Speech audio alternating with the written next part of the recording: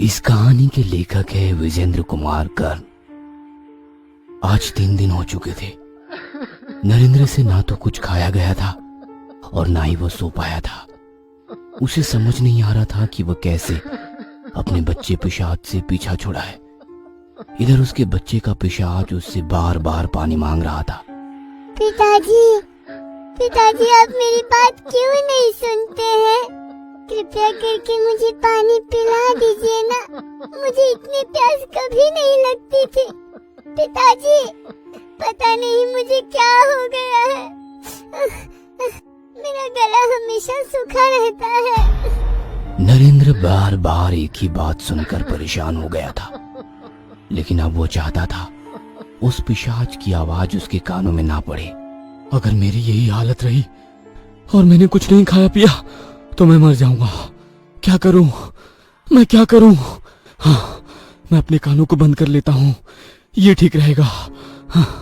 पहले तो वो अपने हाथों से अपने कान को बंद करता है, लेकिन बच्चे की आवाज आती ही रहती है।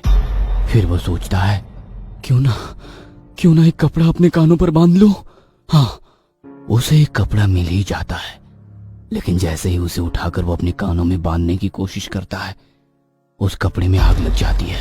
अरे इसमें आग कहां से लग गई? यहाँ तो कुछ भी नहीं दिख रहा जिससे आग लगे। अचानक उसकी नजर कमरे में जाती है।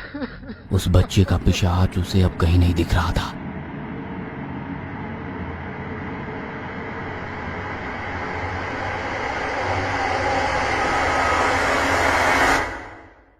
पिताजी, पिताजी अब तो पानी पिला दीजिए ना।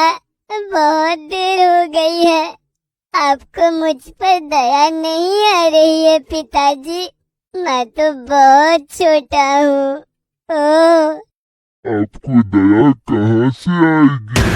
आपने तो मेरा गला काट दिया। लेकिन पिताजी, ऐसा क्यों किया आपने? मुझसे कुछ गलती हुई थी क्या? अगर गलती हुई थी तो क्या आप गला काट देंगे?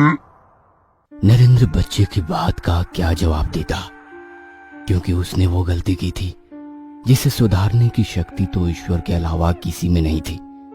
नरेंद्र खुद रोता, खुद ही अपने आंसू पोंछता, कभी पागलों की तरह खिलखिलाकर हंसने लगता। 2 दिन और बीते। 2 दिन बाद नरेंद्र के दिमाग में एक बात आई। क्यों ना इस बच्चे के पिशाच को पानी पिला दूं? क्या पता उसके बाद इसे मुक्ति मिल जाए। हाँ, ये ठीक रहेगा, क्योंकि पानी पीने की इसकी इच्छा अधूरी रह गई थी। शायद इसलिए ये पिशाच बन गया है। हाँ, ये ख्याल आते ही उसने पास में रखी खाली जग की ओर देखा और उसे लेकर भागते हुए रसोई में गया। बच्चे का पिशाच उस समय उसके कांधे पर चढ़ा हुआ था। नरेंद्र ने जैसे ही पानी निकालने के लिए नल खोला तो उससे पानी की जगह खून निकल रहा था। अरे ये क्या है? नल से पानी की जगह ये लाल लाल क्या निकल रहा है? अरे ये तो खून है। उसने जग को वहीं फेंका और भागकर घर के अंदर आया। उसने फ्रिज खोला, लेकिन फ्रिज खोलते ही उसे वहां पर बच्चे का कटा सिर हंसता हुआ दिखा। वो बहुत डर गया, लेकिन उसने उस तरफ ध्यान ना देकर उससे पानी की बोतल निकाली। लेकिन ये क्या? इन बोतलों में भी पानी नहीं थी, उसमें भी खून भरा हुआ था। यह देखकर उसके हाथ से बोतल छूट गई और बोतल में भरा सारा खून फर्श पर बिखर गया। तभी नरेंद्र देखता है कि उन बोतलों में फिर से खून की जगह पानी दिखाई देने लगा। वह तुरंत एक गिलास में पानी निकालकर पिशाच को देता है, लेकिन ये क्या? नरेंद्र जब भी उसे पानी देता है तो वो गिलास उस पिशाच के आर पार चला जाता है। यह देखकर नरेंद्र चीख मारकर बेहोश हो गया। जब वो होश में आया तो उस बच्चे का पिशाच उसकी छाती पर सोया हुआ था। जैसे ही नरेंद्र ने आंखें खोली, बच्चे का पिशाच भी जाग गया और फिर से अपनी वही बातें दोहराने लगा। मुझे छोड़ दो मेरे बेटे, मुझसे गलती हो गई, मुझे छोड़ दो। लेकिन बच्चे ने उसकी बात को अनसुना कर दिया और कहता रहा, पिताजी, पिताजी अब तो पानी पिला दीजिए ना। नरेंद्र की हालत पागलों की तरह हो गई थी। उसके सोचने समझने की शक्ति शिथिल हो रही थी। तभी अपने घर की खुली खिड़की के बाहर उसका ध्यान गया। वो आसमान की ओर निहारने लगा। आज चांद नहीं निकला था। आज अमावस की रात थी। उसे याद आया आज वो सिद्ध बाबा जरूर आए होंगे। वो उसी समय घर से बाहर निकल गया। हो ना हो बाबा के पास इस पिशाच से मुक्ति का उपाय जरूर मिलेगा। नरेंद्र ये सोचते हुए चला जा रहा था, लेकिन इस बार वो बाबा उसे कहीं नहीं दिखे। नरेंद्र ने बहुत देर इंतजार किया, लेकिन बाबा नहीं आए। तब वो उस खंडहर की ओर चल पड़ा जहां बाबा ने उसे बुलाया था और उसने अपने बेटे की बलि दी थी। चलते चलते वो वहां पहुंच गया। आज उसे खंडहर में प्रवेश करने में पिछली बार से भी कहीं गुना अधिक डर लग रहा था। पिछली बार तो उसका बच्चा जीवित था, लेकिन इस बार इसका पिशाच उसके साथ चल रहा था।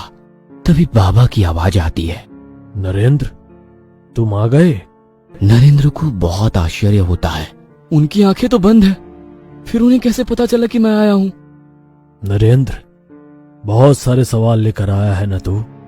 आज तुझे सारे सवालों का जवाब दूंगा। बाबा, मुझे इस बच्चे की पिशाच से मुक्ति दिला दीजिए। मैं तंग आ चुका हूँ। मुझसे बहुत बड़ा पाप हुआ है। मुझे मुक्त कर दो बाबा। इस बच्चे के पिशाच से मुक्त कर दो मुझे। नरेंद्र, मैंने कहा था ना, ये सिद्धि नहीं श्राप है, पर तू ही नहीं माना, जैसे कई साल पहले मैं नहीं माना था।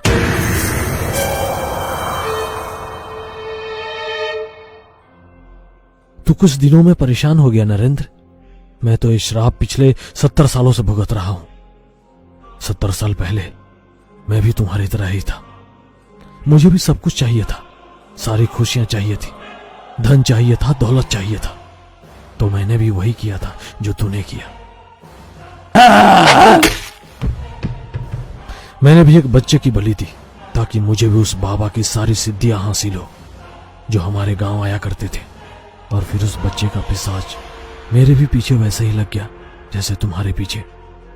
हर वक्त वह मुझे दिखाई देता, हर वक्त वह मुझे मेरी गलतियों का एहसास कराता। सिद्धि के रूप में श्राप मेरी किस्मत में अपना काला पन्ना लिखने आ गया था। तंग आकर मैंने एक दिन खुद को मारने की कोशिश की, लेकिन मौत मेरी किस्मत में नहीं थी। मैं जंगल में कई दिन भूखा प्यासा पड़ा रहा, कभी भूख से बेहोश हो जाता। जंगली जानवर मेरे शरीर को नोचते रहे। एक दिन उसी सिद्धि बाबा की नजर मुझ पर पड़ी जिनसे मैंने सिद्धियां ली थी। मैं रोते हुए उनसे पिशाच से मुक्ति की बात कही। बाबा ने कहा, पिशाच से मुक्ति लगभग असंभव है। हाँ, सिर्फ एक दिन के लिए मैं ऐसा कर सकता हूँ कि उस एक दिन कोई तुझे ना दिखे, और वो दिन अमावस का होगा। मैंने सिद्धियां तो प्राप्त कर ली थी, इसलिए मैं अमावस के दिन अपनी सिद्धि से लोगों की मदद करने लगा। ये मेरा पश्चाताप था। ये मेरे उस महापाप को कम करने की कोशिश थी जो मैंने भी तुम्हारी तरह एक मासूम को मार कर की थी। ये श्राप कई पीढ़ियों से चल रहा है। ये एक के बाद एक को अपने चंगुल में लेता है। इससे कोई मुक्त नहीं हो सकता। बाबा, आप तो सिद्ध पुरुष हैं। माना कि आपने भी हत्या की है, लेकिन उसके बदले में आपने कई लोगों की मदद भी तो की है। आज एक मदद मेरी भी कर दीजिए। किसी तरह मुझे मुक्ति दिला दीजिए बाबा। तू बहुत जिद्दी है नरेंद्र। तू पहले भी नहीं माना था, इस बार भी नहीं मानेगा। ठीक है, आज तक मैंने किसी को नहीं बताया, लेकिन तुझे बताता हूँ। इस पिशाच से मुक्ति के लिए तुम्हें। उसके बाद बाबा ने नरेंद्र के कानों में कुछ कहा, जिसे सुनकर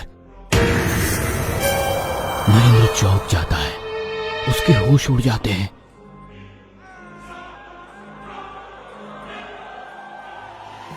लेकिन नरेंद्र को किसी भी कीमत पर मुक्ति चाहिए थी, इसलिए वो निकल पड़ता है किसी की तलाश में। वो गांव गांव घूमता है। इस बीच बच्चे का पिशाच भी उसके साथ ही रहता है। कई दिनों की अंतहीन तलाश उस दिन खत्म हो जाती है जब नरेंद्र की मुलाकात दीपचंद नाम के आदमी से होती है। वो भी नरेंद्र की तरह ही बाबा जी की सिद्धि प्राप्त करने के लिए आतुर हो जाता है। तब नरेंद्र उससे कुछ सवाल करता है। नरेंद्र उससे पूछता है, क्या तुम्हारी शादी हुई है? वो बोलता है, हाँ। बच्चे हैं? इसका जवाब भी वो हाँ में देता है। तब नरेंद्र उससे कहता है, अगली अमावस की रात तुम अपने बच्चे से उपवास करवाना और बच्चे को खाली पेट लेकर मेरे पास खंडहर में आना, और हाँ, उसकी पसंद की कोई मिठाई भी जरूर लाना। अमावस की रात आ जाती है। दीपचंद अपने बच्चे को लेकर खंडहर में पहुंच जाता है। सब कुछ पहले की तरह होता है, जैसा कि नरेंद्र ने अपने बच्चे की बलि के पहले किया था। दीपचंद के बच्चे को देखकर नरेंद्र की आंखों के आगे अपने बच्चे का चेहरा घूमने लगता है। नरेंद्र पहले बच्चे को उसकी पसंद की मिठाई खिलाने को कहता है। दिन भर का भूखा बच्चा जल्दी जल्दी करके मिठाई खाने लगता है। तब नरेंद्र दीपचंद से कहता है, बेटे के पानी मांगने से पहले उसका सिर धड़ से अलग कर दे। ये सुनकर दीपचंद कांप जाता है, लेकिन उसे तो सिद्धि की प्यास थी, इसलिए वो अपने बच्चे की बलि के लिए तैयार हो जाता है। फिर जैसे ही नरेंद्र दीपचंद के हाथों में तलवार देने वाला होता है, तभी एक एक कर पुरानी सारी चीजें उसकी आंखों के आगे फिर से घूमने लगती है। उसकी आंखों में आंसू आ जाते हैं। फिर उसे उस दिन बाबा जी द्वारा उसके कानों में कहीं बात याद आती है। तू चाहता है कि श्राप का सिलसिला थम जाए, फिर से किसी निर्दोष बच्चे की बलि ना चढ़े तो तुम्हें खुद की बलि देनी होगी। फिर नरेंद्र बच्चे की ओर मुस्कुरा कर देखता है, फिर दूर बैठे अपने बच्चे को पिशाच की ओर भी मुस्कुरा कर देखता है और कहता है, बेटा, उस रात ना जाने कौन सा शैतान मेरे ऊपर हावी हो गया था, जो मैंने तुम्हें मार डाला। लेकिन मैं तुमसे बहुत प्यार करता हूं बेटे, इसलिए आज से ये वादा करता हूं कि अब से कोई निर्दोष नहीं मरेगा। हाँ। उसके बाद एक पल में उसी तलवार से वो अपनी गर्दन काट लेता है। उसका कटा सिर जमीन पर थोड़ी देर तड़पता है, फिर शांत हो जाता है। उसके बच्चे का पिशाच नरेंद्र का शव देखकर रोने लगता है।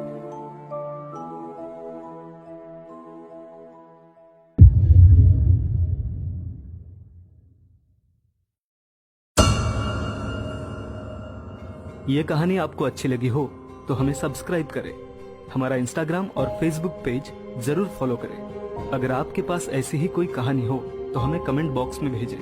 हम कोशिश करेंगे कि अगली एनिमेटेड स्टोरी आपकी होगी।